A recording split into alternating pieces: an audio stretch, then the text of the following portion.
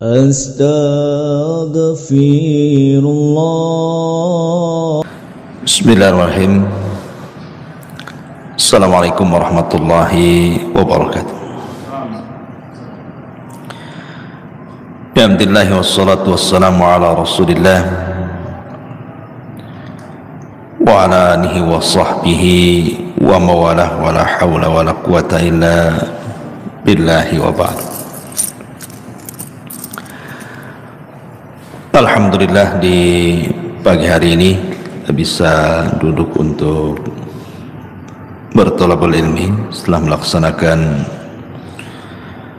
kewajiban Allah subhanahu wa ta'ala, salat subuh berjamaah. Dan karena di pagi hari ini mendadak kita buat kajian, berarti temanya adalah kultum, kuliah terserah antum. Artinya bisa pendek, bisa panjang. Baik, salawat dan juga salam kita hadiahkan kepada Rasul kita Nabi besar Muhammad sallallahu alaihi wasallam. Ma'asyiral muslimin yang dimuliakan Allah subhanahu wa ta'ala, mungkin di antara kita sering mendengar kajian tentang seputar azab kubur. Tetapi di sana ada pembahasan lain dari sisi azab kubur itu adalah nikmat kubur. Inilah yang terkadang sebagian kita tidak paham, bahwa banyak bisyarat, kabar gembira yang akan didapat oleh orang-orang yang beriman di dalam kuburan. Apa saja kabar gembira yang Allah subhanahu wa ta'ala berikan kepada seorang mukmin ketika Allah masukkan ke dalam kuburan? Inilah pembahasan di pagi hari ini. Ma'asyiral muslimin yang dimuliakan Allah subhanahu wa ta'ala, pertama, kabar gembira saat kematian dulu.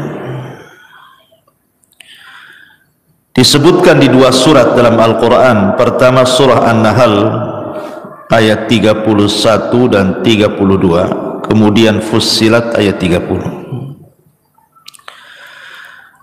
Dalam surah An-Nahl Allah subhanahu wa ta'ala mengatakan, kadzalika yazzillahul muttaqin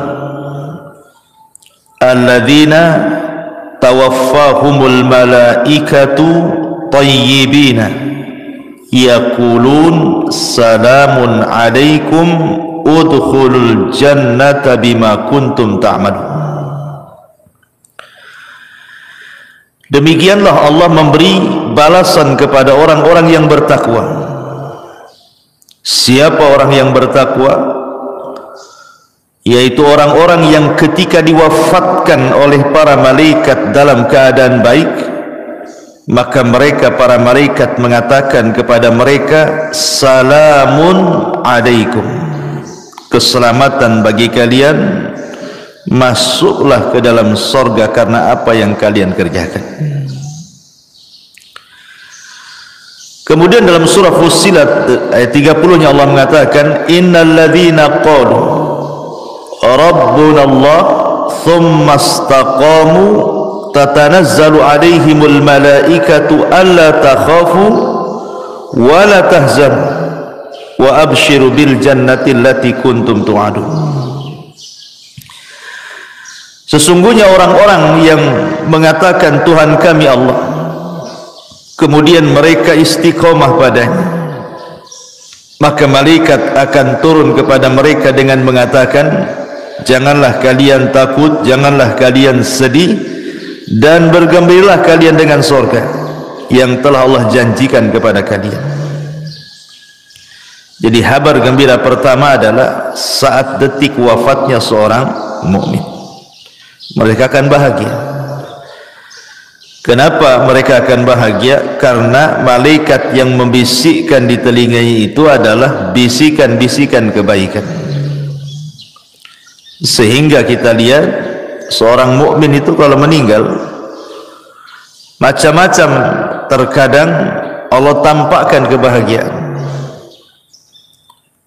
Terkadang dia tersenyum, terkadang ditampakkan keringat di dahinya, terkadang bisa mengucapkan kalimat la ilaha illallah, terkadang dia membaca Al-Quran, terkadang meninggal saat sholat, dan begitu seterusnya.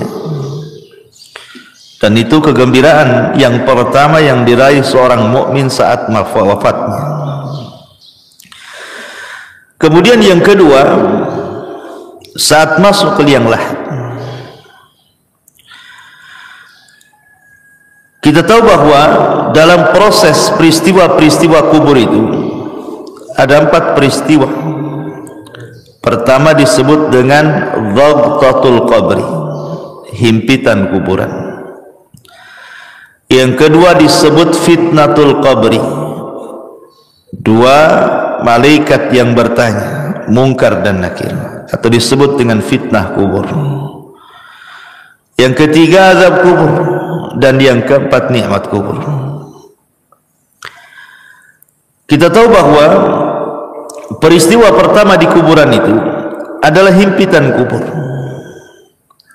Setiap manusia pasti dihimpit kuburan, tidak mukmin, tidak kafir, semua kena. Mau anak bayi, mau anak dewasa, mau laki-laki, perempuan, pasti terkena himpitan. Dan himpitan kubur ini disebutkan dalam sebuah hadis Nabi SAW mengatakan, Inna lil qabri dhabtatun, sesungguhnya kuburan itu memiliki himpitan. Dan himpitan kubur ini meretakkan semua tulang belulang, bahkan meretakkan semua persendian, sehingga dia akan menjerit yang tidak ada yang tahu jeritannya kecuali selain manusia dan jin. Artinya binatang-binatang mendengar. Tetapi tentu yang seperti ini berlaku kepada orang kafir. Orang kafir, orang munafik, orang fasik, ya. Tetapi himpitan kubur bagi orang-orang yang beriman adalah himpitan kebahagiaan. Sehingga para ulama ketika membicarakan tentang himpitan bagi orang-orang yang beriman itu, layaknya seorang ibu saat memeluk bayinya. Karena kita semua berasal dari tanah, jadi tanah itu diibaratkan ibu kita. Jadi kalau kita masuk kuburan, dihimpit itu seolah-olah ibu sedang memeluk bayinya, tidak merasakan apapun.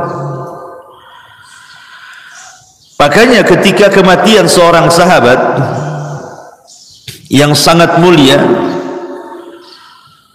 siapa dia? Sa'd bin Mu'adz radhiyallahu anhu. Sa'd bin Mu'adz ini pemimpin Aus. Saat kematiannya disebutkan oleh Nabi SAW, hadzal ladzi taharraka lahul 'arsy wa futihat lahu abwabus sama wa syahidahu 70,000 minal malaika laqad dhummatan thumma furrija anhu. Inilah orang yang karenanya arsy Allah bergetar. Jadi saat kematian Sa'd bin Mu'adz ini, arsy Allah yang besar sekali itu bergetar. Dan arsy itu kan makhluk yang paling besar, bisa bergegar karena wafatnya Sa'd ibn Mu'adz. Karenanya pintu-pintu langit dibuka, dan karenanya pula 70.000 malaikat turun dari langit menyaksikan jenazahnya. Sungguh dia telah dihimpit dengan sekali himpitan, kemudian dilepaskan kembali. Kalau seandainya himpitan itu sebagaimana hadis yang ma'ruf bisa meretakkan tulang belulang, memutuskan urat-urat persendian, mustahil seorang sahabat semulia Sa'd bin Mu'adz merasakan itu. Berarti himpitan yang merasakan sakit itu hanya berlaku kepada orang-orang kafir saja, orang-orang munafik saja. Karena bayi yang tidak bersalah saja disebutkan dalam hadis Nabi SAW, lau aflata ahadun min dhammatil qabri la aflata hadas sabi. Jika seorang selamat dari penyempitan kuburan, niscaya bayi ini akan selamat. Tapi bayi pun tidak selamat. Apa salahnya bayi? Kenapa dia dihimpit? Dosa pun tidak, kan itu ya. Berarti himpitan bagi orang-orang yang saleh, orang-orang yang beriman atau bayi adalah sebagaimana seorang ibu memeluk bayinya, himpitan kasih sayang, itu maksudnya. Ini kabar gembira yang kedua. Kabar gembira yang ketiga, di mana Allah Subhanahu wa taala akan memberikan kemantapan jawaban pada setiap soalan-soalan mungkar dan nakir yang diberikan kepada setiap para penghuni kubur. Dan itu diarahkan atau disyaratkan dalam surah Ibrahim ayat 27. Allah mengatakan, yuthabbitullahu alladhina amanu bil qawli tsabit fil hayatid dunya wa fil akhirah wa yudhillullahu zalimin wa yaf'alullahu ma yasha. Allah akan meneguhkan iman orang-orang yang beriman dalam ucapan yang teguh dalam kehidupan dunia dan juga kehidupan akhirat. Kata Bara bin Azib, seorang sahabat, ketika memberikan catatan dengan kalimat Allah akan teguhkan ucapan bagi seorang yang beriman di dunia dan akhirat, kata beliau, ini ayat turun pada perkara fitnah kubur. Jadi orang-orang yang beriman apabila ditanya siapa Rabbmu, maka dia langsung menyaut Allah. Siapa nabimu? Langsung menyaut Muhammad. Apa agamamu? Langsung menyaut Islam. Siapa yang bisa menjawabkan ini? Memang kalau di dunia mudah saja menghafalkan, tetapi bukan berarti di akhirat semua bisa menjawab, tidak. Yang memantapkan jawaban itu Allah. Jadi Allah yang membuat kita mantap jawabannya, bukan pengetahuan kita, gitu maksudnya. Allah yang memantapkan, karena di sini kalimatnya yutsabbitullahu, Allah menetapkan, memantapkan. Artinya Allah yang menjadikan kita ini mampu menjawab. Dan itu khusus bagi orang-orang yang beriman. Berarti ini kabar gembira yang ketiga, Allah memberikan kemantapan. Kemudian kabar gembira yang keempat, Allah lancarkan setiap jawaban. Setelah Allah mantapkan, kita mampu menjawab. Disebutkan dalam hadis Bara bin Azib radhiyallahu anhu yang panjang sekali. Salah satu penggalan hadisnya, Rasul mengatakan, fayatihi malakani fayujlisanihi fayakulani lahu man rabbu fayaqulu rabbi Allah, fayakulani lahu ma dinu fayaqulu dinil Islam, fayakulani lahu ma hadzal rajul alladhi bu'itsa fikum fayaqulu huwa Rasulullah sallallahu alaihi wasallam. Kemudian dua malaikat datang kepadanya dan mendudukkannya. Lalu keduanya bertanya, siapa Rabb? Maka si mayat mengatakan, Rabbku Allah. Kedua malaikat bertanya lagi, apa agamamu? Dia menjawab, agamaku adalah Islam. Kemudian keduanya bertanya lagi, siapa laki-laki yang telah diutus kepadamu? Maka dia menjawab, beliau adalah utusan Allah Muhammad sallallahu alaihi wasallam. Mungkin sekali lagi bahwa hari ini antum ditanya, pasti semua bisa jawab. Tapi apakah di kuburan bisa lancar jawabannya? Kan tidak juga. Makanya ini kabar gembira. Selain Allah mantapkan jawabannya, kemudian ketika kita ditanya mengalir pula jawaban itu. Nah, ini adalah kabar gembira yang keempat. Kabar gembira yang kelima, setelah Allah Subhanahu wa taala mantapkan jawaban kita dan kita pun mengalir dalam jawaban-jawaban pertanyaan malaikat itu, maka Allah Subhanahu wa taala berikan tazkiyah, rekomendasi. Apa itu? Allah tiba-tiba berfirman dari langit dan mengatakan, "Sadaqa abdi, hambaku telah benar." Hambaku telah benar, hambaku telah jujur. Dan ini tazkiyah yang luar biasa, di mana Allah Subhanahu wa taala langsung yang mengatakan kepada kita, "Sadaqa abdi, hambaku telah benar." Tazkiyah mana lagi yang lebih jujur daripada tazkiyah Allah Subhanahu wa taala? Kabar gembira mana lagi yang lebih bahagia daripada Allah mengatakan kepada kita, kita dianggap orang jujur. Kalau manusia, anak katakan antum orang jujur, belum tentu orang mengatakan antum jujur. Tapi kalau Allah yang mengatakan jujur, manusia mendustakan kita terserah, tidak ada urusan. Tapi kalau seluruh manusia mengatakan kita jujur, tapi Allah katakan kita pendusta, buat apa? Kan itu ya. Tapi kalau Allah katakan kita jujur, satu manusia berdusta, terserah. Mendingan kita dianggap jujur di hadapan Allah daripada jujur di hadapan manusia tapi Allah dustakan kita. Dan ini tazkiyah luar biasa, kabar gembira yang luar biasa yang Allah berikan kepada kita kalau kita digolongkan orang-orang yang beriman. Ini kabar gembira yang kelima. Yang keenam, setelah Allah Subhanahu wa taala berikan tazkiyah kepada kita, apalagi Allah Subhanahu wa taala akan luaskan kuburan kita. Ada dua riwayat. Pertama,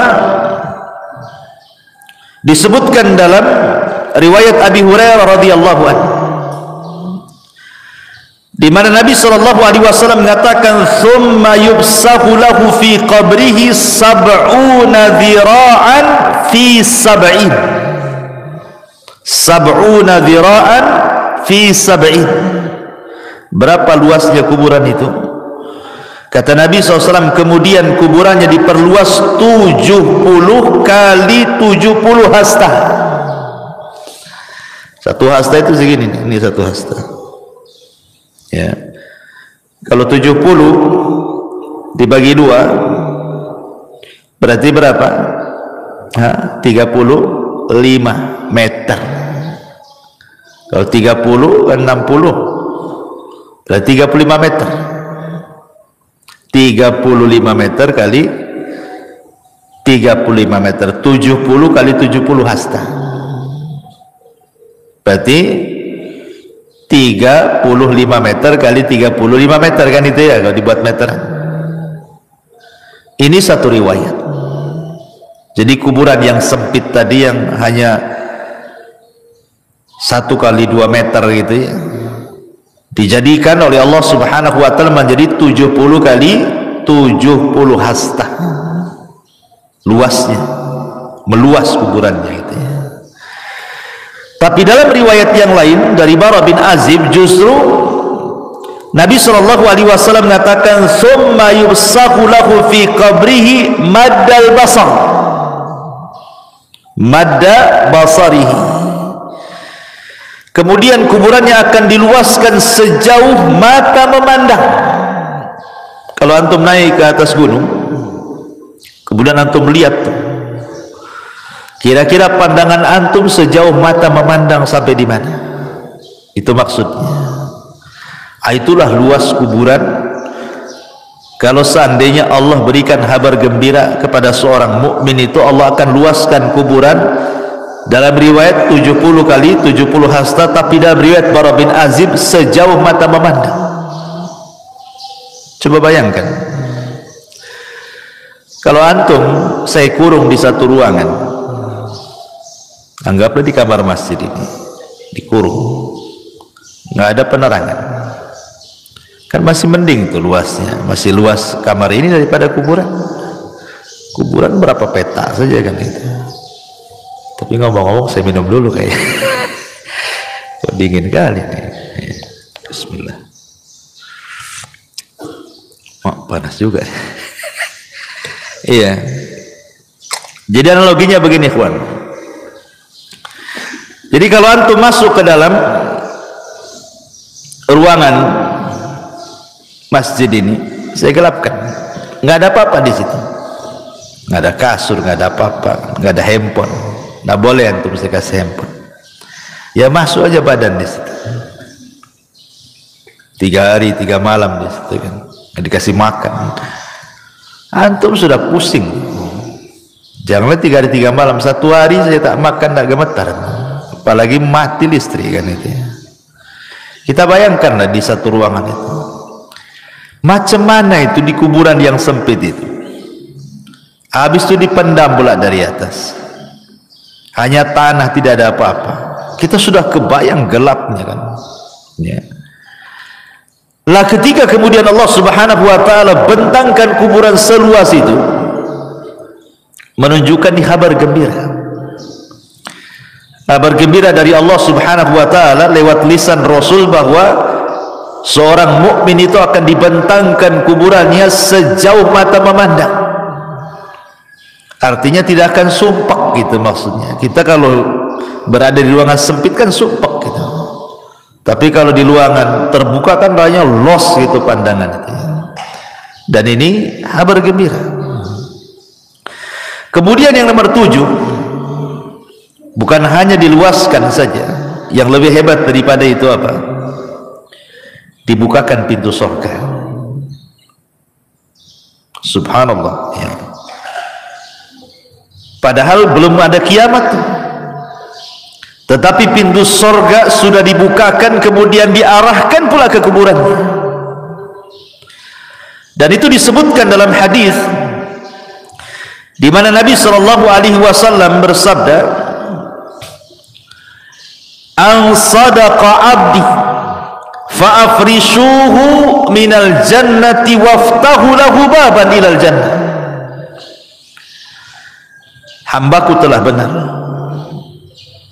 hamparkan permadani untuknya dari sorga, bukakan pintu-pintu sorga kepadanya. Subhanallah ikhwan, bayangkan kita dihamparkan permadani dalam kubur itu, mengarah ke pintu sorga, kemudian pintu sorga pula dibuka. Ketika pintu sorga dibuka itu, ada kabar gembira yang nomor 8. Apa itu? Allah Subhanahu Nabi sallallahu alaihi wasallam mengatakan, "Wa albisuhu minal jannah." Hantarkan pakaian dari sorga. Ketika mayat itu hanya 3 lapis kain kafan saja, kemudian masuk ke dalam liang lahat, entah tahan berapa bulan tuh yang namanya kain kafan itu, lama-lama kan hancur juga. Tapi sebagai gantinya apa yang terjadi? Wa albisuhu minal jannah. Allah Subhanahu wa taala akan pakaikan kepadanya pakaian dari sorga, dan pakaian dari sorga itu semuanya sutra, min sundusin wa istabraq, rata-rata sutra dihantarkan dari surga. Kemudian kabar gembira yang nomor 9, fayatihi min rauhiha wa tibiha. Kemudian Allah Subhanahu wa taala hantarkan pula raihiha wa tibiha. Apa itu? Wewangian dan bau semerbak yang luar biasa yang Allah hantarkan ke dalam kuburannya, menjadi wangi kuburannya. Kita saja di ruangan kan pengennya wangi, harum gitu kan. Masuk ke hotel-hotel mewah itu harum gitu ya. Kan itu sebuah nikmat, kabar gembira. Belum lagi makanan dari sorga, belum lagi minuman dari sorga. Itu kan kabar gembira yang luar biasa. Bahkan yang lebih hebat lagi, nomor 10-nya adalah Allah subhanahu wa ta'ala datangkan kepadanya orang yang sangat baik hati. Disebutkan dalam sebuah hadis, jadi akan didatangkan padanya seorang laki-laki yang rupawan, berpakaian indah, beraroma wangi, untuk menemani dia selama dalam kuburan. Kemudian si mayat ini heran, kemudian bertanya, man anta, siapa engkau ini?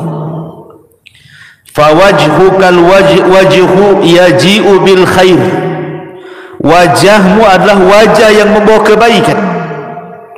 Siapa kamu ini? Karena ikhwan, kalau kita analogikan kan, orang di penjara lah, masukkan ke dalam penjara, kemudian hanya satu sel, satu orang saja, akan boring. Sepandai-pandainya orang itu buat aktivitas, pasti ada bosannya juga kan. Berbeda kalau seandainya satu penjara itu hanya 2 orang, pasti ada komunikasi itu, nggak akan boring kalau 2 orang kan. Berbeda kalau sendiri kan, lontang lantung, bingung sendirian kan. Kalau berdua kan nggak bosan orang itu. Makanya Adam itu ketika dia di surga hidup sendiri, ketakutan dia. Akhirnya Allah subhanahu wa ta'ala ciptakan Hawa kan. Akhirnya hilanglah rasa takut itu. Lah ketika kemudian orang dalam kuburan itu sendirian, kemudian dihantarkan teman yang baik, teman ini kemudian rupawan, wangi, enak ngomongnya, tiba-tiba ngajak bicara terus, tahu-tahu tidak sadar bahwa dia sudah lama di kuburan.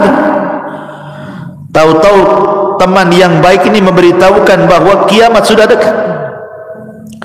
Makanya kemudian heran ini si mayat ini dan mengatakan, man anta, siapa kamu ini? Maka orang ini mengatakan, ana amaluka salih, sayalah amal soleh, sayalah solatmu, sayalah zikirmu, sayalah puasamu, sayalah silaturahimmu, sayalah puasamu, sayalah baca Quran, dan begitu seterusnya. Dan ini kabar gembira yang nomor 10 yang luar biasa. Kemudian yang nomor 11, kabar gembira yang nomor 11, di mana orang-orang yang beriman tidak akan merasakan lamanya tinggal di kuburan. Anggap saja sejak zaman Adam sampai sekarang, berapa ribu tahun dalam kubur itu, ya kan? Atau janganlah sejak zaman Nabi, para sahabat 14 abad silam kan, nggak dikiamat-kiamatkan. Pertanyaannya, apakah mayat itu merasakan bimururil wakti, bahwa waktu itu berjalan seperti kita di dunia ini kan merasakan dengan berjalannya waktu kan, pagi, siang, sore, malam, besok pagi lagi, tahu-tahu sudah seminggu, sebulan, setahun. Kita kan merasakan tuh berjalannya waktu. Pertanyaannya, apakah orang yang di kuburan itu merasakan berjalannya waktu? Ulama menjawab, lihat, kalau dia mendapatkan nikmat kubur, maka dia tidak akan merasakan bimururil wakti, waktu yang berjalan tidak akan dirasakan bagi dia. Dan itu disyaratkan dalam kisah Ashabul Kahfi dan kisah Uzair dalam Al-Quran yang ditidurkan 1 abad. Kan ditanya itu, kam labista, berapa lama kau tidur kan? Dia mengatakan labistu yauman atau ba'da yaum. Aku hanya tidur sehari atau separuh hari, padahal sudah 1 abad. Menunjukkan bahwa kalau orang yang belum meninggal saja ditidurkan 1 abad, kemudian dia terbangun rasanya baru setengah atau 1 hari saja, maka begitu juga orang-orang yang dikubur ketika mendapatkan nikmat kubur.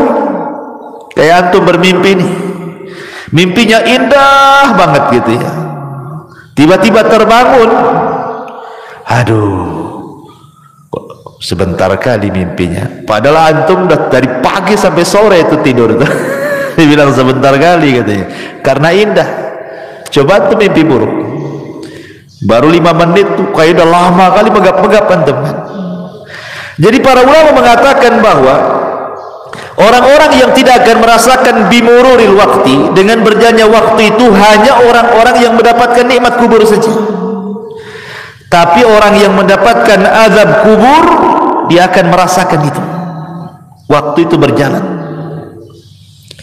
Dan orang-orang yang beriman akan mendapatkan kabar gembira bahwa dia tidak akan merasakan berjalannya waktu. Itu maksudnya ya. Ini yang ke-11. Yang ke-12,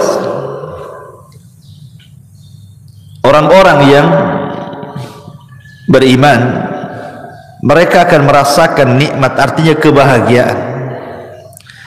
Jadi bahagia betul dalam kuburannya itu, sehingga sebahagia apapun orang hidup di dunia, tidak lebih bahagia dibandingkan orang yang ada di kuburan.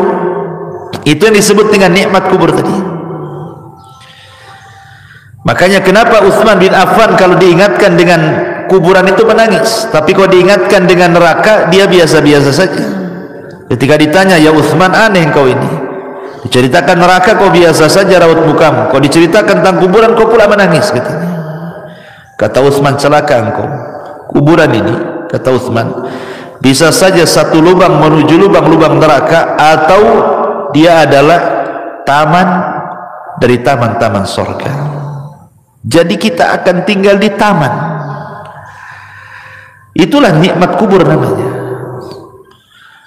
Jadi nikmat kubur itu luar biasa. Makanya orang itu akan mendapatkan kenikmatan lebih nikmat dibandingkan dia pernah nikmat di dunia. Seberapa nikmat orang di dunia ini, masih nikmat kubur, karena kubur itu adalah jannah yang pertama, surga yang pertama sebelum masuk ke surga yang abadi. Tapi perlu diingat bahwa orang-orang yang di kuburan itu juga bisa merasa sedih, sama dengan ketika antum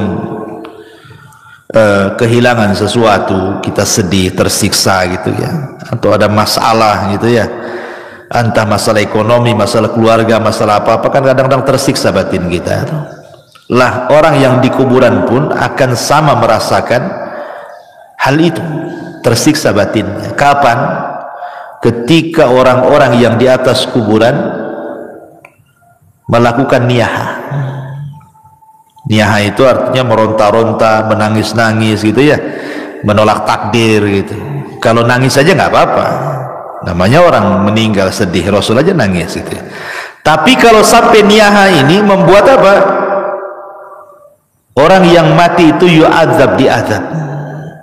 Tapi bukan diazab di sini artinya diazab fisiknya, tidak, maksudnya diazab batinnya.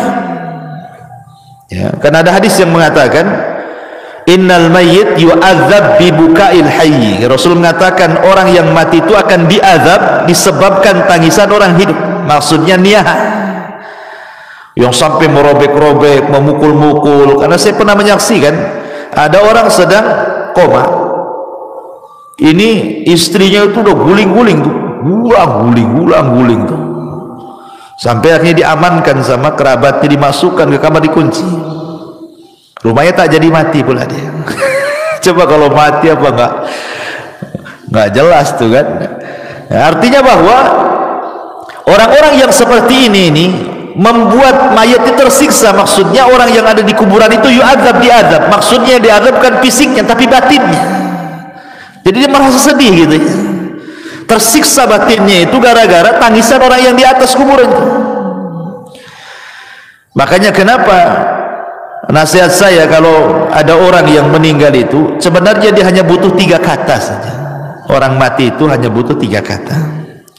Kata yang pertama, Allahumma gfir lahu, ya Allah ampuni dosanya. Yang kedua, Allahumma arhamhu, ya Allah rahmatilah dia. Kemudian yang ketiga, Allahumma tsabbithu, ya Allah mantapkanlah dia. Maksudnya dalam jawaban. Itu yang diperlukan saat orang itu meninggal. 3 kata ini.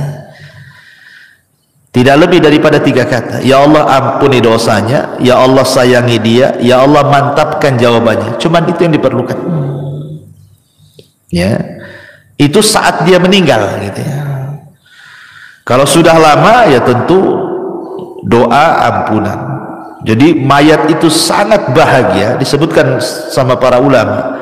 Yang paling dinanti oleh para penghuni kubur, entah ayah kita yang sudah meninggal, ibu kita, nenek kita, atau keluarga kita, mereka sangat bahagia itu apabila mendapatkan doa dari orang yang hidup. Jadi kalau kita mendoakan ampunan, rahmat, kata ulama, itu yang dinanti.